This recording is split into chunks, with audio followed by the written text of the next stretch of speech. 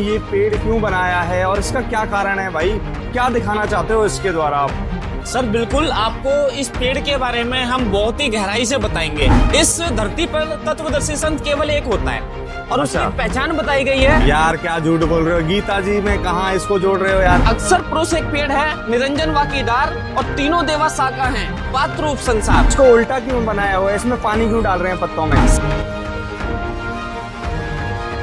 तो ये जो ब्रह्मा विष्णु महेश के चित्र लगा रखे हैं, ये क्यों लगा रखे हैं? ब्रह्मा जी, विष्णु जी और शिव जी।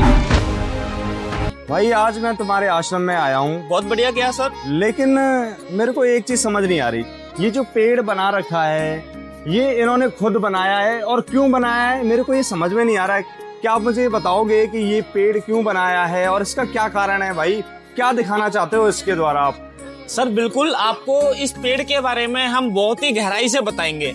और ये पेड़ यहाँ पर जो बना रखा है ये खुद से नहीं बनाया गया है, इस पेड़ का पूरा प्रमाण है, इस श्रीमद् भगवद गीता में बताया गया है। यार क्या झूठ बोल रहे हो, गीता जी में कहाँ इसको जोड़ रहे हो यार? ये इसमें कहाँ गीता जी आ गई? ये तो आपने ऐसे खुद से बना लिया है पेड़, ये कैसे? अच्छा बताओ मुझे कैसे आपने बना रखा है? आप धैर्य रखिए और आपको पूरा हम इस चीज का प्रमाण दिखाएंगे और आपको अध्याय और श्लोक नंबर भी दिखाएंगे, उसी से क्लियर करके आपको बताएंगे इस पेड़ के बारे में। दिखाओ जरा क्या चीज है वो। पहली चीज तो इस धरती पर तत्वदर्शी संत केवल एक होता है और उसकी पहचान बताई गई है कि जो उल्टे लटके हुए संसार रूपी पीपल के वृक्ष को जड़ से लेकर पत्तों तक बता देगा। से वेदविद, वो वेद के तात्पर्य को जानने वाला है, अर्थात वो तत्वदर्शी संत होता है। अच्छा। तो उसी के ऊपर ये पेड़ यहाँ पर बनाया गया है। ये गीता अध्याय नंबर 15 के श्लोक नंबर 1 से 2 में देखोगे तो इसका प्रमाण मिल जाएगा आपको जी। इसका मतलब ये होता है, आप इस वाले चित्र में देख सकते हैं कि इसको एक उल्टा पेड़ बनाया गया है।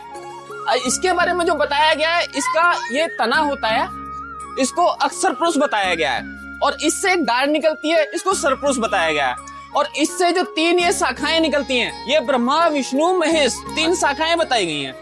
ठीक है। और मूल जड़ है वो परम अक्षर ब्रह्म बताया गया है। तो इस पेड़ के बारे में जो जड़ से लेकर पत्तों तक बता देगा वो तत्वदर्शी संत होता है। तो संत रामपाल जी महाराज जी ने इसको जड़ से लेकर पत्तों तक बता रखा है कि अक्षर पुरुष एक पेड़ है, निरंजन वाकीदार और तीनों देवा शाखा हैं, पात्र रूप संसार। लेकिन इसको उल्टा क्यों बनाया हुआ है? इसमें पानी क्यों डाल रहे हैं पत्तों में? सर उल्टा इसलिए बनाया गया है कि जो भी पृथ्वी पर यहाँ पर जितने भी मनुष्य हैं, जितने भी यहाँ पर जो भक्ति करते हैं, वो ब्रह्मा विष्णु में इसकी भक्ति करते हैं, अर्थात इस टहनियों पर पानी डालते हैं। लेकिन हमने इस टहनियों पर पानी ना डाल के मूल की पूजा करनी चाहिए। आप इस साइड में देखेंगे तो यहाँ पर इसी पेड़ को सीधा किया गया है और मूल में पानी लगाया जा रहा है, यानी कि पूर्ण परमात्मा की भक्ति की जा रही है। और जड़ में जब हम पानी लगाएंगे तो पूरा पेड़ हरा भरा हो जाएगा, अर्थात सबकी भक्ति एक साथ चलती रहेगी। अच्छा, तो आप कह रहे थे गीता जी में कैसे प्रमाण है, क्या आप मुझे दिखाओगे? तो ये जो ब्रह्मा विष्णु महेश के चित्र लगा रखे हैं, ये क्यों लगा रखे हैं? ब्रह्मा जी, विष्णु जी और शिव जी, इसलिए ये चित्र लगा रखे हैं ताकि कोई भी देखने के लिए आता है उसको अच्छे से समझ आ जाए। तो इसका आप अभी बता रहे थे कि गीता जी में प्रमाण है, गीता जी से कैसे मिलाते हैं आप इसको? मतलब क्या प्रमाण है गीता जी में? दिखाओ आपको गीता जी खोल के दिखाएंगे हम अभी। ठीक है। अध्याय 15 आप देख सकते हैं, यहाँ पर भी लिखा हुआ है साफ साफ। अध्याय 15 के श्लोक नंबर 1 से 2 में आप देख सकते हैं। बाकी आपको हम अभी गीता खोल के और उससे प्रमाणित करेंगे।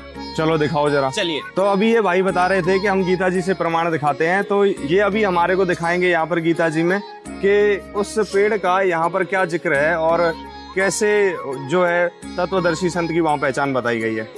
आपको दिखाते हैं सर प्रमाण, जो आपने वहाँ पर पूछा था कि ये पेड़ क्यों बना रखा है, इसका क्या मतलब होता है, तो आपको बताते हैं इसका प्रमाण गीता में भी है। ये गीता है, गीता प्रेस गोरखपुर से प्रकाशित होती है ये। ठीक है। इसके हम अध्याय नंबर 15 में चलेंगे जी। अध्याय नंबर 15 जो शुरू ही होता है, इसके पहले ही श्लोक में लिखा हुआ है कि आदि पुरुष परमेश्वर मूल वाले और ब्रह्म रूप मुख्य शाखा वाले, जिस